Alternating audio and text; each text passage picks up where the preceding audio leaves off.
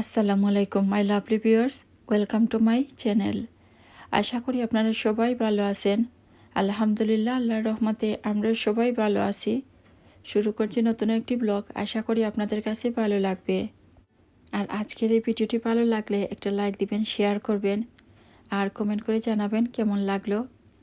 আর যারা এখনও সাবস্ক্রাইব করেনি তাদেরকে সাবস্ক্রাইব করার অনুরোধ করছি। প্লিজ আমার চ্যানেলটা সাবস্ক্রাইব করে রাখবেন আর পাশে থাকা ছোট্ট বেল আইকনটাও প্রেস করে রাখবেন। এতে করে যখনই আমি নতুন কোনো ভিডিও আপলোড দিব সাথে সাথেই পেয়ে যাবেন। আর যারা অলরেডি আমার চ্যানেলটা সাবস্ক্রাইব করেছেন তাদেরকে অসংখ্য ধন্যবাদ। আপনাদের সবার সাপোর্ট আর ভালোবাসাই কিন্তু আমার এই চ্যানেলটি। আপনারা বুঝতেই পারছেন আমার আজকের এই ভিডিওটি কী নিয়ে। আমি কুসকুস রান্না করব, এজন্য একটি প্যানে তেল দিয়েছি আর তেল গরম করে তাতে পেঁয়াজ কুচি দিয়ে দিলাম। পেঁয়াজ কুচিগুলোকে আমি হালকাভাবে একটু ভেজে নিচ্ছি।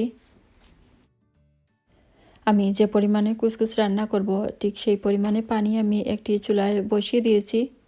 আর পানি যখন ফুটে উঠবে তখন এর মধ্যে আমি কুসকুসগুলো দিয়ে দিব। আর তার আগে এর মধ্যে আমি একটু তেল দিয়ে দিব।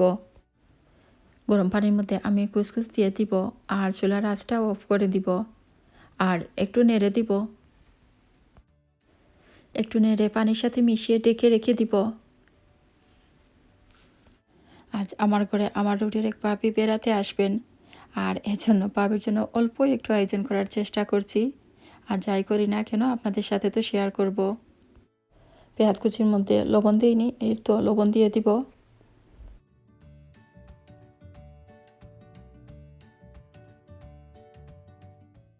তারপর এর মধ্যে আমি অল্প একটু পানি দিয়ে দিব। তারপর গুঁড়ো মশলা দিব। প্রথমে দিয়ে দিচ্ছি হলুদের গুঁড়ো, কেননা কুসকুসে একটু হলুদ না হলে ভালো লাগে না, একটু হলুদ কালার হলে দেখতে ভালো লাগে। তারপর এর মধ্যে দিয়ে দিলাম অল্প একটু ধনিয়ার গুঁড়ো আর দিয়ে দিব সামান্য পরিমাণে মরিচের গুঁড়ো। কেউ চাইলে শুধু কাঁচামরিচ দিয়েও তৈরি করতে পারেন। কুসকুস রান্না আমি আপনাদের সাথে আগেও শেয়ার করেছি, আর অনেকেই অনেকভাবে রান্না করেন। আমি আজ যেভাবে রান্না করছি সেভাবেই আপনাদের সাথে শেয়ার করছি। একটা চুলার টিন আমি কেটে নিয়েছি আর সেগুলোকে ধুয়ে নিয়েছি। তারপর এর মধ্যে আমি দিয়ে দিলাম, আমি আজ চুলা দিয়ে রান্না করব, এজন্য এগুলো দিলাম। আপনারা চাইলে আলু, চিকেন, মিট যে কোনো কিছু দিয়ে রান্না করতে পারেন।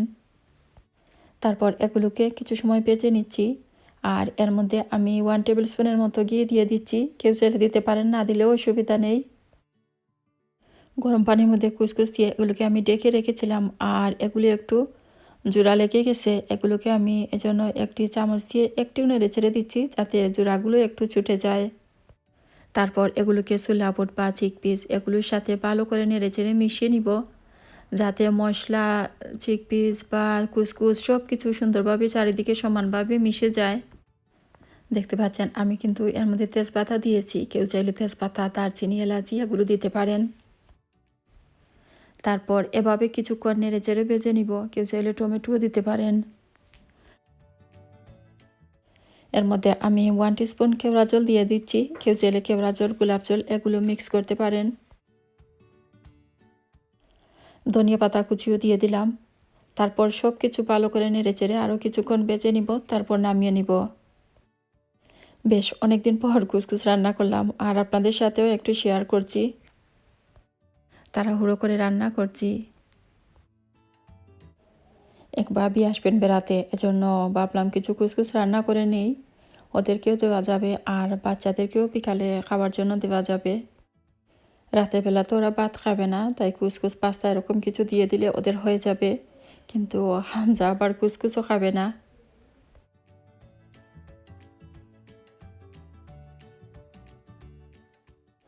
ফ্রিজ থেকে কিছু ফ্রোজেন নাস্তাও আমি বের করে রেখেছি যাতে এগুলো ডিফ্রোস্ট হয়ে যায়।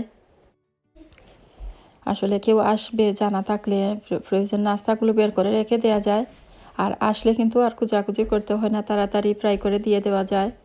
আর আগে থেকে ফ্রাই করে রাখলে তো আবার ভালো লাগবে না খেতে, তাই আমি এভাবে বের করে রেখে দিলে আর যখন আসেন মেহমান তখন কিন্তু ফ্রাই করে দিয়ে দিলে খেতে ভালো লাগে গরম গরম। হ্যাশ ব্রাউন আর অনিয়ন রিংসগুলো আমি অবশ্য আগে ডিফ্রোস্ট করে ফ্রায়ারে দিয়ে দিব, এতে এগুলো কিছুটা হয়ে যাবে। আর যে সময় সব কিছু ফ্রাই করা শুরু করব তখন ফ্রায়ারটা অন দিয়ে দিলে সেগুলো কিন্তু ফ্রায়ারের মধ্যে হয়ে যাবে। দেখতে পাচ্ছেন আমি কিছু নারকেলের পপ বের করে রেখেছি আর কিছু সমোচা, অনিয়ন রিংস আর হ্যাশ ব্রাউন আর কিছু মজারেলা স্টিকও বের করে নিয়েছি ফ্রিজ থেকে। আর একটা চিজ কেকের প্যাকেটও আমি বের করে রেখেছিলাম ফ্রিজ থেকে, কিন্তু ভুলেই গিয়েছি সেটাও দেখে দিতে। আমার মনে হয় মেহমান আসলে বেশি খুশিতে মনে হয় আমি ভুলে যাই।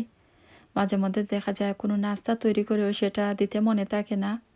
বা একদিন তো হয়েছিল কি একটা রান্না করেছিলাম, সেটা আমি মেহমানদের সামনে কোনো একটা তরকারি দিতে ভুলে গেছি।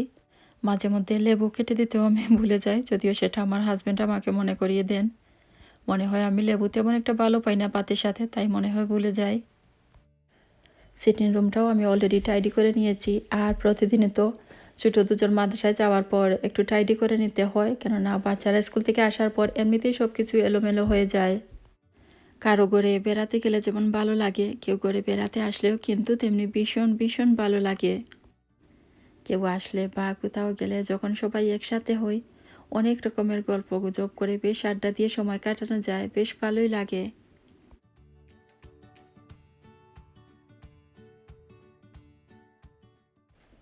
আমি একটা ক্যান্ডেল জ্বালিয়ে রেখেছি যাতে তেলের গন্ধ খুব একটা না লাগে, কেননা কোনো কিছু ফ্রাই করলে কিন্তু পুরো করেই তেলের গন্ধ হয়ে যায়।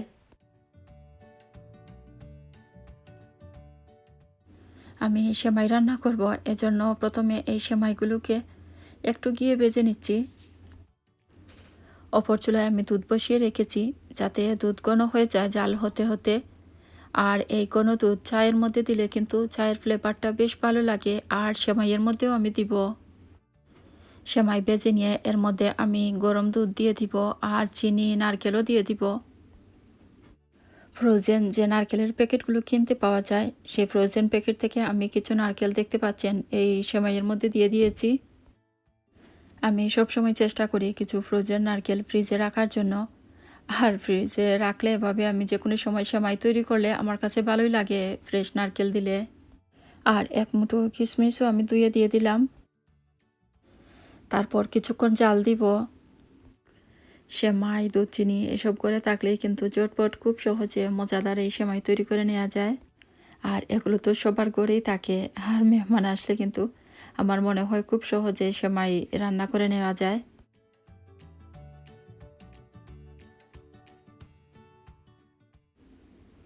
এই সেমাই খুব বেশি ঘন করার দরকার নেই, কিছু পাতলা পাতলা থাকা অবস্থাতেই নামিয়ে নিতে হবে, কেননা দেখা যায় একটু পরেই ঠান্ডা হলে বা কিছুক্ষণ পরেই নামিয়ে নেওয়ার পর দেখা যায় এগুলো কিন্তু পানি টেনে বা দুধ টেনে গিয়ে কিন্তু মনে হয় যেন খুব বেশি ঘন হয়ে যায়। অনেকভাবে সেমাই রান্না করা যায়, আমি আগেও আপনাদের সাথে শেয়ার করেছি। আর আজ ঝটপট যেভাবে রান্না করলাম সেভাবেই আপনাদের সাথে শেয়ার করলাম। সেমাই রান্নাও হয়ে গেছে, আমি সেমাই নামিয়ে নিব আর একটা সার্ভিং ডিশে কিছুটা তুলে রেখে দিব। যতটুকু পারছি আমি মেহমান আসার আগেই কিছুটা রেডি করে রেখে দিচ্ছি।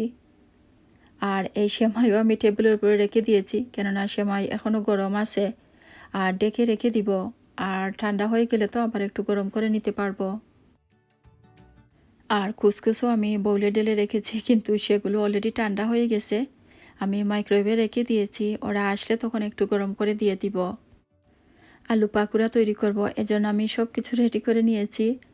আর তেলও আমি বসিয়ে দিয়েছি, তেল গরম হয়ে গেলে আমি অল্প অল্প করে দিয়ে দিচ্ছি। কত বড় করে পাকুড়া করে তৈরি করব সেভাবেই দিয়ে দিচ্ছি।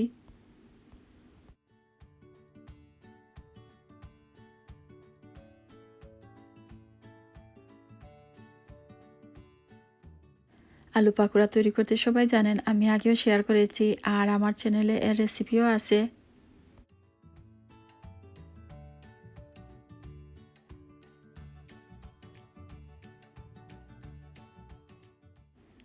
আমি কিন্তু আজ ময়দা দিয়ে আলু পাকোড়া তৈরি করে নিয়েছি।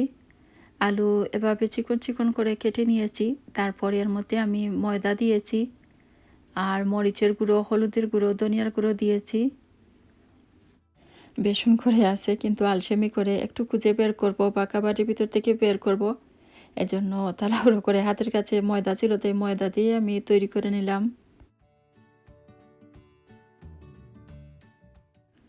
লবণ আর ধনিয়া পাতা কুচি দিয়েছি। যে কোনো সময় অতিথি আপ্যায়নে আপনারা এভাবে ঝটপট যে কোনো ধরনের পাকোড়া তৈরি করে নিতে পারেন।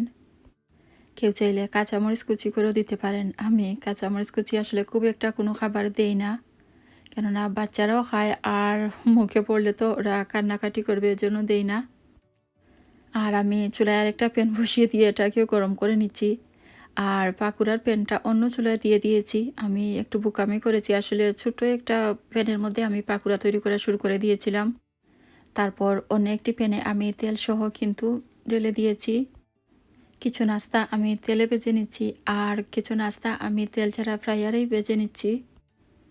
সব সময় সমান নাস্তা করে থাকে না, আর আজ আমার করে যা ছিল তাই টুকিটাকি দিয়ে আমি আজকের আয়োজনটা করে ফেললাম। সব সময় হাতে তৈরি নাস্তা করে বা ফ্রিজে নাও থাকতে পারে, বিশেষ করে যাদের করে ছোটো বাচ্চারা আছে তারা তো সব সময় একটু বিজি থাকতে হয়। তাই আপনারাও এরকম প্রয়োজন কিছু প্যাকেট এনে করে রেখে দিতে পারেন, ফ্রিজে রেখে দিতে পারেন। তাহলে দেখবেন কেউ আসলে করে তাড়াতাড়ি কিন্তু ফ্রাই করে দিয়ে দেওয়া যায়। আমরা সবাই কিন্তু চাই কেউ আসলে অল্প কয়েকটা আইটেম হলেও মেহমানদের সামনে দেই।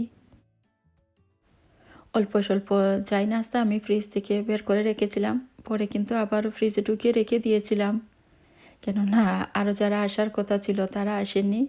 শুধু এক ভাবি আর ওনার ননদ এসেছেন, তাই আমি আর বেশি কিছু ফ্রাই করিনি। কেননা দেখা যায় প্রায় সময়ই বেশি করে ফ্রাই করে নিলে পরে কিন্তু আর খাওয়া হয় না। ওরা খাবার পরও কিন্তু অনেক কিছু রয়ে গিয়েছিল। হামজা তো এখান থেকে কিছুই খাবে না। ছোটো মেয়েটা একটু সেমাই আর একটু কুসকুস খেয়েছে, আর কিছুই খায়নি। আর বড় মেয়েটা অবশ্যই একটু একটু সব কিছুই খেয়েছে, আমিও একটু খেয়েছি। আর হামজার বাবা আসলে এসব তেলের জিনিস খুব একটা খান না। হামজা আর ছোটো মেয়েটা কিন্তু মজরেলা স্টিক খেয়েছে, কেননা এগুলো আবার ওরা খেতে ভালোই পায়। হামজার বাবা আমরা সবাই কিন্তু সেমাই খেয়েছি, আর মাঝে মধ্যেই আমি সেমাই রান্না করি, কেননা হামজা ছাড়া আমরা চারজন কিন্তু সেমাই খাই। ভালো লাগে, মাঝে মধ্যে রান্না করি। আর খুব সহজে আসলে সেমাই তৈরি করা যায়, আর মেহমান আসলেও কিন্তু মাঝে মধ্যে ওদেরকেও তৈরি করে দেই, কেননা ঝটপট একটা আইটেম হয়ে যায়। কুসকুস, হ্যাশ ব্রাউন অনেকগুলো রয়ে গিয়েছিল, পাকুড়াও, সেগুলো আবার পরের দিনও কিছু খাওয়া হয়েছে।